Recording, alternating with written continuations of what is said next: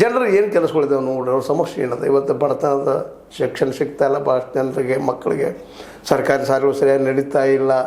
Private ಶಾಲೆಗಳಲ್ಲಿ ಸಿಕ್ಕಾಪಟ್ಟೆ ಬಡವರಿಂದ ಆಗಿರ್ಬೋದು, ಇದ್ದವು ಕೊಡ್ತಾರೆ ಮತ್ತು ಬೇರೆ ಇಲ್ಲದವು ಪಾಪ ಸಾಲ ಮಾಡಿದ ಕಲಿಸುವಂಥ ಪರಿಸ್ಥಿತಿ.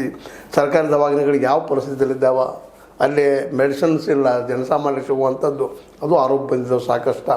ಗ್ಯಾರಂಟಿ ಏನೋ ಕೊಟ್ಟಿದ್ದೀರಿ ನೀವು, ಇಲ್ಲಂತಲ್ಲ, ಆದರೆ ಗ್ಯಾರಂಟಿ ಒಂದು ಸಫಿಷಿಯೆಂಟ್ ಏನು ಅನ್ನುವಂಗೆ ಅನೇಕ ವಿಷಯಗಳನ್ನು ಇಲ್ಲಿ ಪ್ರತಿಫಲನ ಮಾಡ್ತದೆ ಈ ಮಾತು.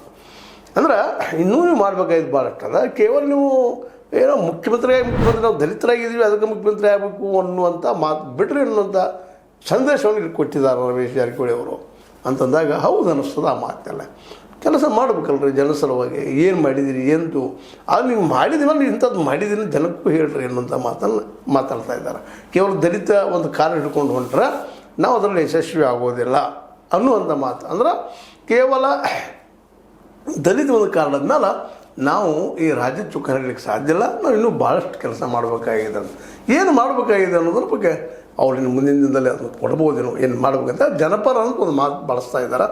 ಜನಪರವಾದಂಥ ಮಾತು ಅದು ನಿಜವಾಗಿಯೂ ಮೆಚ್ಚುವಂಥ ಮಾತು. ಅದು ಮಾಡಿರಿ, ನೀವು ಮುಂದಿನ ಆಗ್ತೀರಿ ಅನ್ನೋಂಥದ್ದು ಇರ್ಬೋದು.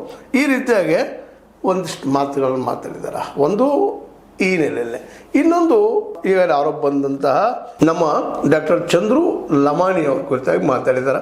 ಅದ್ರ ಬಗ್ಗೆ ನಾನು ಏನು ಮಾತಾಡೋದಿಲ್ಲ, ತನಿಖೆ ಆಗಲಿ. ಆದರೆ ಅವ್ರು ಅಂಥವ್ರಲ್ಲ, ಪಿತೂರಿ ಅದಲ್ಲ, ಷಡ್ಯಂತ್ರ ಅನ್ನೋಂಥ ಮಾತಾಡ್ತಾ ಇದ್ದಾರೆ. ಇರ್ಬೋದಿಲ್ಲ ಅಂತಲ್ಲ. ಡಾಕ್ಟರ್ ಚಂದ್ರು ಲಮಾಣಿ ಅವರು ಇವ್ರ ಜೊತೆಗೆ ಆ ರೀತಿ ಕಂಡಿರ್ಬೋದು, ಅಥವಾ ಮತ್ತೇನೋ ಆಗಿರ್ಬೋದು, ಬಟ್ ಪಿತೂರಿನೂ ಆಗಿರ್ಬೋದು, ಒಪ್ಪು ಮಾತನ್ನು. ಅದು ತನಿಖೆ ಆಗಬೇಕಲ್ಲ, ಅದನ್ನು ಒಪ್ಕೊಳ್ತಾ ಇದ್ದಾರೆ. ತನಿಖೆ ಆಗಲಿ, ಆಮೇಲೆ ನೋಡೋಣ. ಆದರೂ ನಾವು ಸಿ.ಎಂ ಜೊತೆ ಮಾತಾಡಿದ್ರು ಅಂತ ಮಾತಾಡಿದ್ದಾರೆ. ಮಾತಾಡಲಿ, ಯಾರ ಜೊತೆ ಮಾತಾಡಿದ್ರು ಲೋಕಾಯುಕ್ತನ ಕೆಲಸ ತಾವು ಮಾಡಲಿ, ಪ್ರಾಮಾಣಿಕ